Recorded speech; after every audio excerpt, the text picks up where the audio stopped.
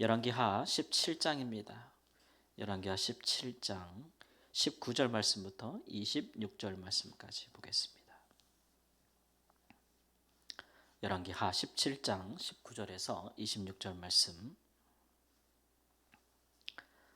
19절 말씀. 유다도 그들의 하나님 여호와의 명령을 지키지 아니하고 이스라엘 사람들이 만든 관습을 행하였으므로 여호와께서 이스라엘의 온 족속을 버리사 괴롭게 하시며 노략군의 손에 넘기시고 마침내 그의 앞에서 쫓아내시니라. 이스라엘을 다윗의 집에서 찢어 나누심에 그들이 느밧의 아들 여로보암을 왕으로 삼았더니 여로보암이 이스라엘을 몰아 여호와를 떠나고 큰 죄를 범하게 하매 이스라엘 자손이 여로보암이 행한 모든 죄를 따라 행하여 거기서 떠나지 아니하므로 여호와께서 그의 종 모든 선지자를 통하여 하신 말씀대로 드디어 이스라엘을 그 앞에서 내쫓으신지라. 이스라엘이 고향에서 아수르에 사로잡혀 가서 오늘까지 이르렀더라. 아수르 왕이 바벨론과 구다와 아와와 하맛과 스발와임에서 사람을 옮겨다가 이스라엘 자손을 대신하여 사마리아 여러 성읍에 두매 그들이 사마리아를 차지하고 그 여러 성읍에 거주하니라. 그들이 처음으로 거기 거주할 때 여호와를 경외하지 아니하므로 여호와께서 사자들을 그들 가운데 보내심에 몇 사람을 죽인지라. 그러므로 어떤 사람이 아수르 왕에게 말하여 이르되 왕께서 사마리아 여러 성읍에 옮겨 거주하게 하신 민족들이 그 땅 신의 법을 알지 못하므로 그들의 신이 사자들을 그들 가운데 보내매 그들을 죽여 싸우며 이는 그들이 그 땅의 신의 법을 알지 못함이니이다 하니라. 아멘. 이 말씀은 이제 이스라엘 온 족속이 다 멸망하고 또 포로가 되어서 잡혀간 이후에 꽤 시간이 지난 이후에 그 지난 일들을 돌아보며 기록한 말씀이라는 것을 이제 오늘 말씀에 보여주고 있는 것이죠. 그래서 북이스라엘의 멸망에 대해서 이야기하면서 또 남유다도 그와 마찬가지였다라는 그런 안타까움을 좀 말하고 있어요. 그래도 남유다는 북이스라엘보다는 100여 년 이상 더 존속하지 않았어요. 그리고 이 열왕기 기자가 볼 때 북이스라엘이 이처럼 타락하여 멸망할 때 그래도 남유다에 대한 소망이 있었죠. 남북으로 갈라질 때 솔로몬 사후에 그래도 남유다에는 제사장들이 있지 않았습니까? 북이스라엘에는 모든 제사장들이 다 남유다로 이동을 하고 그리고 거기에는 그리고 다윗이 세운 또 솔로몬이 세운 성전이 있어서 여전히 하나님께 드리는 제사 같은 것이 살아 있었고 또 많은 레위인들이 있었고 그래도 율법이 있었고 성전이 있었기 때문에 북이스라엘과 남유다의 관계에 있어서 북이스라엘이 이렇게 하나님을 버리고 타락하면서 금송아지를 비롯하여 바알 숭배를 비롯하여서 그렇게 타락해 갈 때에 그 선지자의 표현대로라면 그 자매된 이렇게 표현하잖아요. 형제 자매처럼 표현하는데 유다가 이를 보고 참 그래도 자기들이 성전이 있고 율법이 있음을 인하여 제사장이 있음을 인하여 도움을 줬으면 참 좋았을 텐데 유다라도 그들의 신앙의 정체성을 지키고 하나님 앞에서 그들이 그 신앙을 지켜서 또 북이스라엘에도 영향을 줬더라면 그래도 유다뿐만 아니라 북이스라엘도 좀 온전하였을 텐데 유다도 그러지 못했다라는 것을 이제 안타까워하는 그런 내용이 기술되어 있잖아요.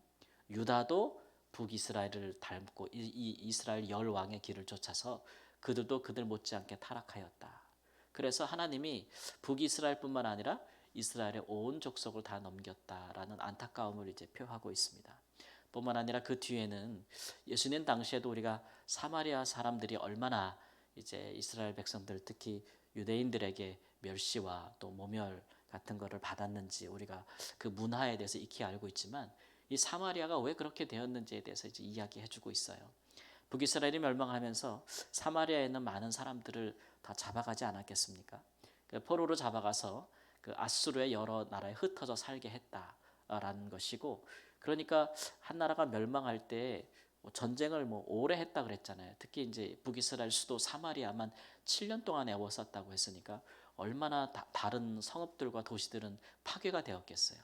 뿐만 아니라 사마리아도 황폐되어지고 또 그 나라에 많은 사람들을 잡아가서 다시는 북이스라엘이 일어서지 못하도록 했으니까 사람들이 갑자기 없게 되니까 그 땅이 황폐해지지 않았겠어요.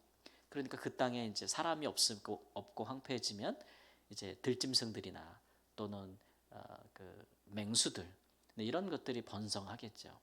예, 그렇게 되는 시절이 있었고 그 이후에 이때 아수르 왕이 자기 나라에 속한 여러 다른 민족들을 또 사마리아로 이주시켜 가지고 북이스라엘 땅에 거주하게 돼서 결국은 이제 사마리아가 이스라엘 백성들이 가나안 땅 들어오기 전과 같은 이방인들의 땅이 되었다라고 하는 것이고, 그 역사와 그 전통이 계속되면서 결국은 예수님 시대 이제 다시 포로로 갔다가 돌아왔던 사람들이 이 남유다, 특히 이제 예루살렘을 중심으로 성전을 다시 재건하고 다시 유대교를 복원할 때에 이 사마리아 사람들이 이방인들이고 또 혼혈족이라는 이유로 그들을 혐오하고 또 그들을 미워했다라는 그 기록. 사마리아와의 기원에 대해서도 이때부터 사마리아가 이렇게 됐구나라는 것을 오늘 말씀에서 우리가 이제 알 수 있는 거예요.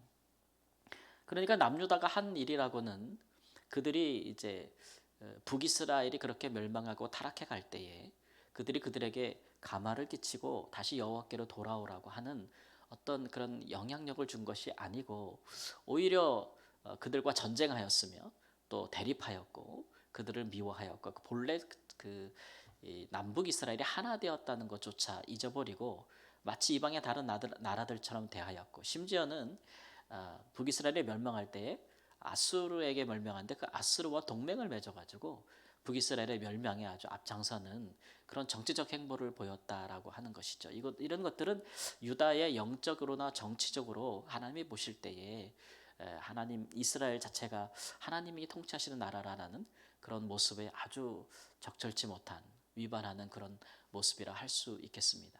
이런 것들을 보면 참 그 나중까지 믿음을 지킨 자들의 어떤 그 사명이라고 할까요? 혹은 이제 먼저 믿은 자들의 사명, 혹은 은혜를 더 받고 신앙에 더 귀한 영향력, 또 그런 하나님의 은혜 아래 있었던 자들이 그렇지 못한 자들을 향해서 어떠한 모습으로 살아가야 될 것인가, 이런 것들을 국가적으로나 또는 사회적으로 개인적으로 함께 다 살펴볼 수 있는 그런 적용점이 있다고 생각을 해요. 우리나라도 이 이스라엘의 과거 역사와 못지않게 남북으로 나눠져 있고 또 북에는 신앙이 없고 또 원래 이북이 우리나라 신앙의 그런 평양이 예루살렘이라고 불릴 정도로 남한 이전에 북한의 평양이 우리 신앙의 예루살렘이라고 불렸잖아요. 근데 지금은 이제 남한에 우리가 신앙이 있고 여기에 이제 교회들이 있고 북한에는 공식적으로 그런 것들이 없고 지하교회 성도들만 있잖아요. 그러니까 한국 교회가 이제 북한을 향해서 우리가 역사가 오래되어서 서로 다른 나라처럼 여겨지고 서로 대립하고 있는 구도에 있는데, 그래도 우리 믿는 사람들은 이런 부분들에 대해서 단순히 정치적인 그런 것들을 떠나서 우리가 다시 이북 땅에도 복음이 전파되어지고 교회가 세워지는 그런 일들에 대해서 마음에 이제 싹 지워버리고, 또 우리조차도 우리의 신앙이나 또 하나님 앞에서 우리의 거룩함이나 순결함, 의로움, 이런 것들을 저버리고 살아간다면 이것은 유다의 그 길과는 다를 것이 없다라는 그런 생각이 들죠. 그러니까 우리는 우리의 또 형제 국가라고 할 수 있는 그런 북한 사람들에 대해서 그들에게 복음이 전파될 수 있는 끊임없는 선교적인 행보를 끊임없이 해야 될 것이고, 또 우리의 주변국 이웃 나라에 대해서도 마찬가지다라고 할 수 있는 것입니다. 지난날 한국교회 역사를 보면 북한과 중국 선교에 얼마나 한국교회가 열심을 냈어요. 그런 것들은 참 하나님께서 참 기뻐하시는 일이다라는 생각이 듭니다. 어디 나라만 그러겠습니까? 우리 가정에서도 또 우리 직장에서도 하나님이 유심히 보시는 것은 더 믿는 사람들을 유심히 보시겠죠.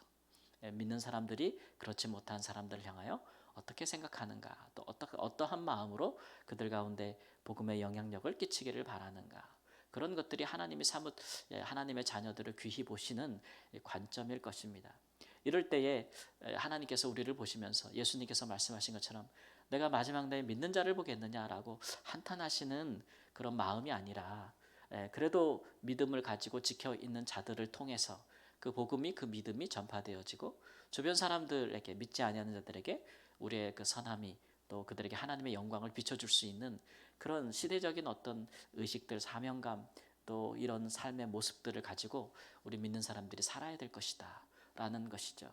그래서 하나님께서 유다를 보고 한탄하셨던 것이 오늘날 우리에게는 미치지 아니하고 그래도 교회를 인하여 믿는 자들을 인하여 또 그렇지 못한 자들도 주께 돌아올 길이 열렸다. 이렇게 그래서 믿는 자들이 믿지 아니하는 사람들 향해 유다가 이제 북이스라엘을 향해 했던 것처럼 혐오하고 미워하는 그런 관점이 아니라 그들에게 복음을 전하고 그 영혼을 귀히 여기는 그런 관점에서 우리가 선교적인 관점에서 그렇게 신앙생활을 하면서 우리의 삶을 살아가는 것이 하나님 보시기에 이러한 온 이스라엘이 멸망한 것 같은 그런 결과를 가져오지 아니하는 그런 오히려 하나님 나라가 우리가 살고 있는 사회에 또 국제 관계 여러 관계에 미칠 수 있는 그런 이제 좋은 영향력이 믿는 사람들에게 달려 있다라는 것들을 마음에 새기는 귀한 은혜가 있기를 우리 주 예수님의 이름으로 축원합니다.